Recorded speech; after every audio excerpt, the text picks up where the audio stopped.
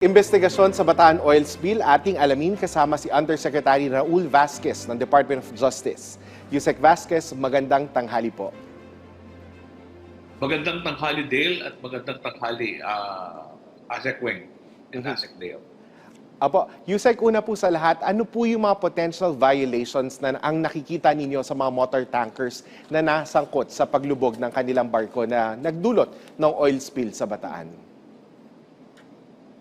Kung may mga pangyayaring ganito, no, ay tatlong possible sources of liabilities yan. Criminal, civil, and administrative. Yung civil aspect ay meron ng magandang balita dyan, Asek Dale and Asek Weng, no? Kasi lumabas yung may-ari ng MV Tanker Terra Nova, yung Shogun Shipping, at saka yung insurance company niya, yung Steamship Mutual, and yung IOPC, no? Yung Akeos, na ito, PNI member kasi yung Steamship Mutual. So ito ay lumabas para tumugon kaagad at harapin yung civil compensation, yung aspetong yan. Nakapag-ulong na ho sila sa local government ng Bataan at saka Cavite, of which there are 31,000 residents or affected inhabitants of Cavite and 21,000 inhabitants or residents of Bataan ang potential claimants diyan. Depende sa resulta ng mga submissions nila ng dokumento.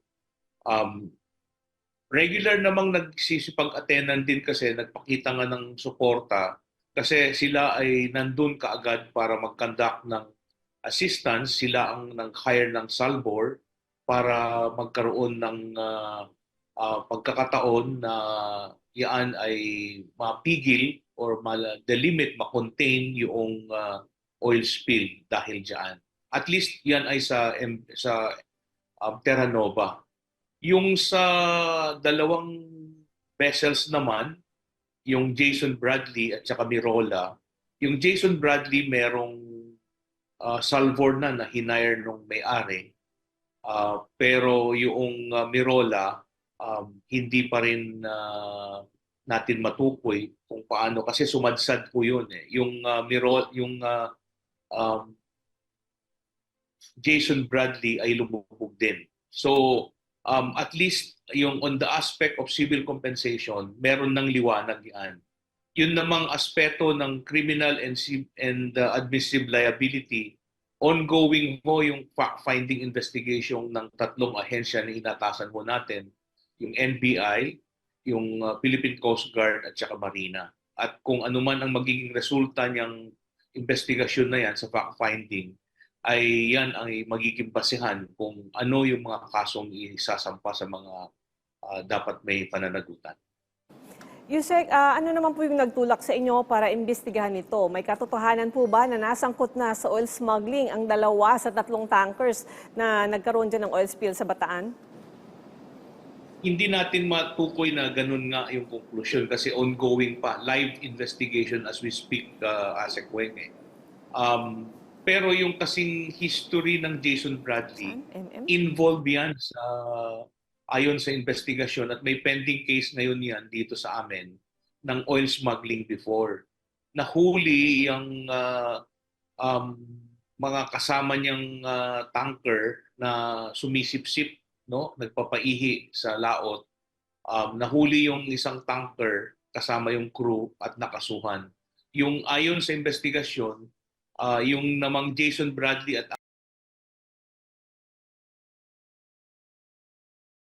nakakinasuhan tayo ngayon, meron ng warrant of seizure na inisyu ng Bureau of Customs against Jason Bradley. At ito nga ay hinahanap ng ating mga otoridad para nga i-implement dapat yung seizure na to. Kaso nga lang, nalaman lang na nandyan lang pala sa Mariveles nung lumubog na ito nung nakaraang panahon. Yusek, nabanggit niyo po no, na possible oil smuggling. Kung may katotohanan po yun, kung sakaling totoo na oil smuggling yung ginagawa po, gaano po ba kalaki na wala sa atin at ano po yung epekto nito sa atin? Napakalaki, Asset Dale, no? Kasi nung kahapon, nandito yung taga-BIR at tinanong ng ating butihing sekretaryo, kalihim, Secretary Jesus Crispin Remulla, yung BIR para i-compute nila magkano ba ang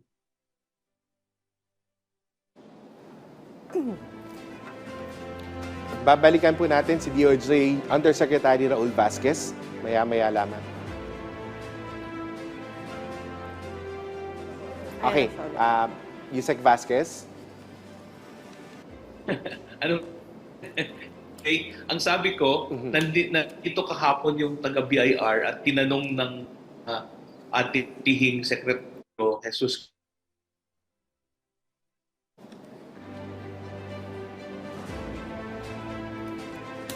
Nagkakaroon na ng problema sa linya. Samantala, inaasang lalakas pa ang ugnayan ng Pilipinas at Singapore sa nakatagdang pagdating sa bansa ni Singapore President Tharman Shanmugaratnam para sa 3 araw na state visit. May report si Kenneth Pasyente. Pagtibayin ang relasyon ng Pilipinas at Singapore. Iyan ang isusulong ni Pangulong Ferdinand R. Marcos Jr. sa 3 araw na state visit ni Singapore President Tharman Shanmugaratnam at may bahay nitong si Mrs. Jane Itogi. Aarangkada ang pagbisita ng Singaporean official ngayong araw.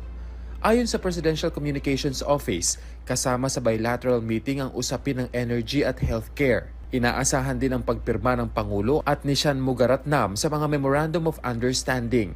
May kinalaman ito sa pag-hire sa Filipino healthcare workers patungong Singapore. Gayun din ang pagsasanib puwersa ng Pilipinas at Singapore ukol naman sa climate financing. Dakong alas 4 ng hapon magsisimula ang mga aktibidad ng state visit. Una rito ang wreath-laying ceremony ng Singapore leader sa Rizal Monument. Saka ito didiretso sa palasyo kung saan sasalubungin siya ng Pangulo at ni First Lady Luis Araneta Marcos. Agad na didiretso ang dalawang opisyal sa kanilang tete-a-tete at bilateral meetings na agad susundan ng presentation of signed agreements at joint press conference. Isang state banquet din ang inihanda para sa Singaporean President at may bahay nito. Ito ang kauna-unahang pagbisita ni President Shanmugaratnam sa bansa mula nang bumisita rito si dating Singapore President Halima Yacob taong 2019. Una nang nagkadaupang palad ang dalawang lider nang magkaroon ng working visit si President Marcos Jr. sa Singapore noong Mayo. Nagkaroon din ng bilateral meeting doon si Pangulong Marcos Jr. sa iba pang Singapore top officials kabilang na kay Prime Minister Lawrence Wong, maging kay dating Prime Minister at kasalukuyang Senior Minister Lee Hsien Loong. The President has already graced our invitation for him to visit and is planning a visit to our country in August.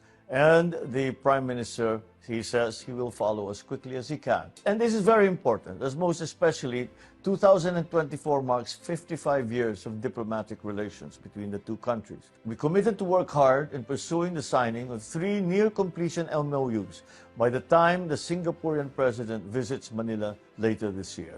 Naitatag ang diplomatic relations ng Pilipinas at Singapore noong May 16, 1969.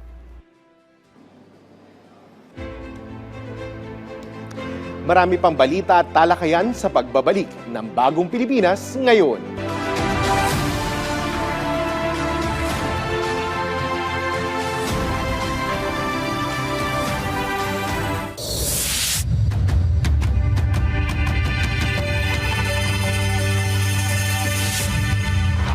My order to the Department of Transportation, or DOTR, is really very simple. Full speed ahead.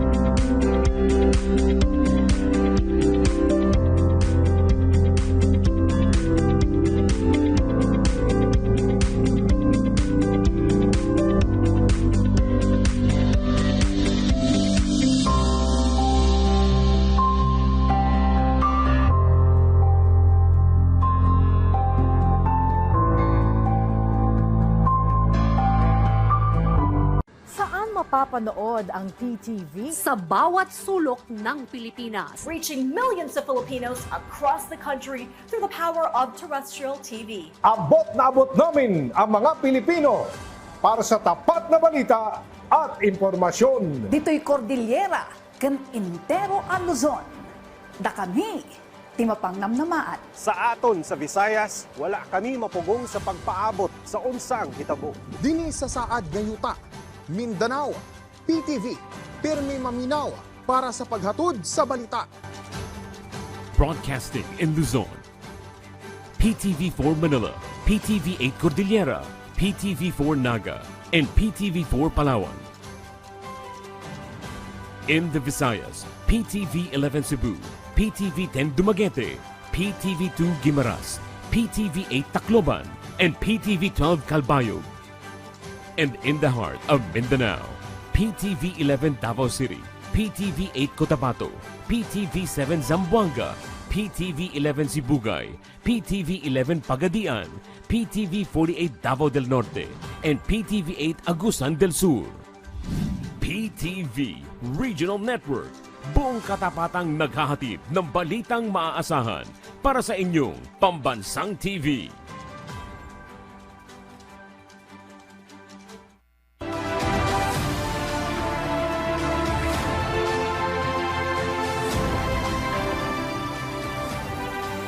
Balikan po natin si Undersecretary Raul Vasquez ng Department of Justice. Yusek, good afternoon. Balikan ko lang po yung question kanina. Sakaling may katotohanan po yung oil smuggling allegations na ito, gaano po kalaki yung mawawala sa atin at ano po yung epekto nito sa ating mga kababayan?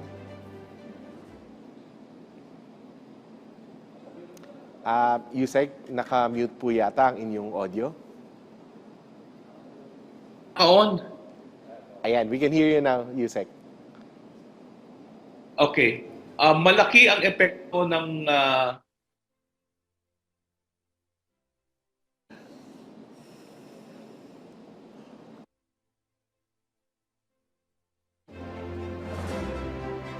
Babalikan po ulit na, Yusek. Nagkakaroon lang po tayo ng technical difficulty at babalikan natin maya-maya si Yusek Vasquez ng DOJ.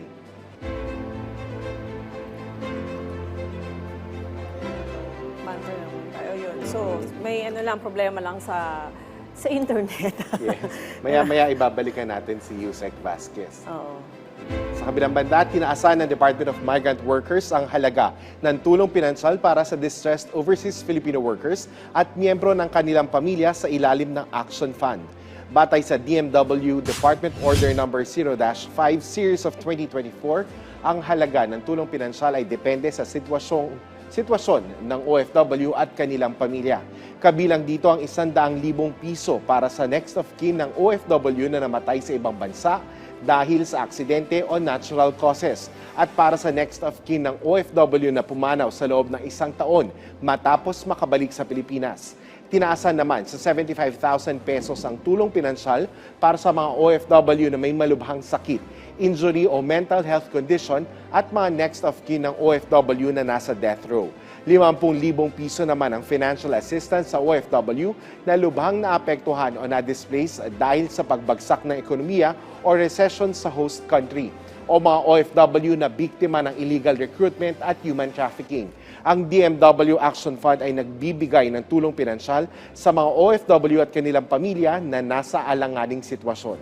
Maaari itong gamitin sa legal, medical o iba pang assistance para sa overseas Filipino workers.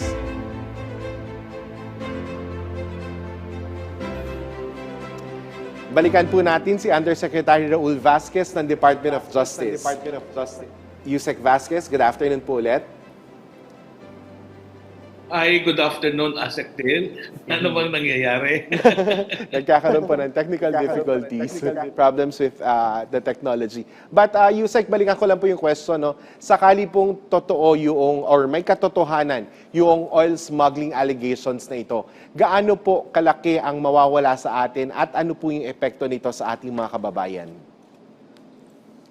Ang laki kasi niyaan in terms of lost income in revenues ng gobyerno natin sa kaban ng bayan. Kasi nga, kung oil smuggling yan, hindi sila nagbabayad ng buwis, ng customs duties and tariffs.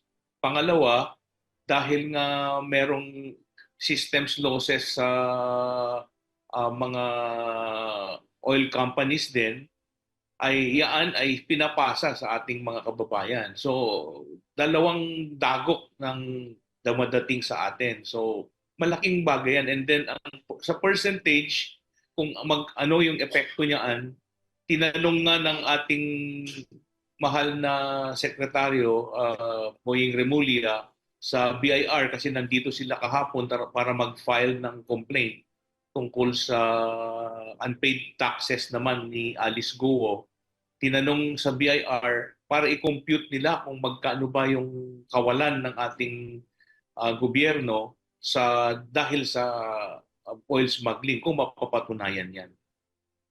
Check sa ngayon po, nasan na po ang inyong isinasagawang investigasyon sa posibleng sangkot sa oil spill smuggling o oil smuggling? At ano po yung mga susunod ninyong hakbang para mapanagot ang mga ito? Nasa gitna po tayo ngayon ng fact-finding investigation, ASEC Weng, no? So we are trying to establish if there is really basis to say na merong oil smuggling o kung ano man yung nangyari nga talaga. You have to dig to the bottom of things para malaman, para makapag-umpisa na tayong magsampa ng kaso. Ang maganda lang aspeto nito ay meron ng siguradong kabayaran sa mga danyos ng mga ating mga kababayan na apektado ng oil smuggling, ng oil spill na to. 31,000 residents ng Cavite at 21,000 residents ng Bataan ang potensyal na makatanggap ng tulong pinansyal, kompensasyon galing sa ship owner, insurance company nito at ang IOPC. So, yung aspetong yan sa sibil, meron ng maliwanag na resulta dahil sa task force na inumpisahan natin. Pero yung pangalawang obligasyon tungkol sa kriminal at saka sa administratibo, ongoing pa lang ho yung investigation which we asked to be undertaken by the NBI, the Philippine Coast Guard, and Marina. Yusek, siguro po mensahe nyo na lang sa ating mga kababayan mula sa inyo dyan sa DOJ. Ang mensahe po namin ay kung maaari lamang, kung kayo ay apektado ng nangyaring oil spill na to, mangyari lamang na lumapit kayo sa yung local government unit para may sama kayo sa listahan. At kung merong mang pagkakataon na isanggunin ninyo sa yung local government unit, lahat na ho nung mga nangyaring danyo sa inyo ay sabihin ninyo. Doon naman sa mga local government units at ang mga agencies involved, ang first level kasi ng investigasyon na to, ASEC Dale and ASEC Weng, ay yung containment, no? At ginagawa naman ho yan ng Philippine Coast Guard, katuwang na yung may-ari at saka yung towage company na hinire ng Shogun Shipping na may-ari ng Terranova. Ganon din doon sa Jason Bradley.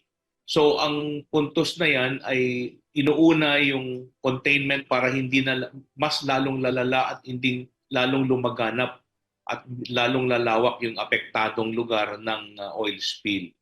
Pangalawa ho, yung pag-establish na yan tungkol sa kompensasyon at meron na nagawa na nga ho yan. Pangatlo, yung fact-finding investigation if there is basis to initiate criminal and administrative charges against anyone. Similar to what we did in the case of the Mindoro oil spill. Naging template na po kasi yung sistemang yan at ang magandang resulta niyaan ay for the first time in Philippine maritime history, meron na hong siguradong paraan para at least managot yung dapat managot, magbayad yung dapat na magbayad kung nagkakaroon ng oil pollution sa ating mga karagatan. Maraming salamat po sa inyong oras, Undersecretary Raul Vasquez ng Department of Justice.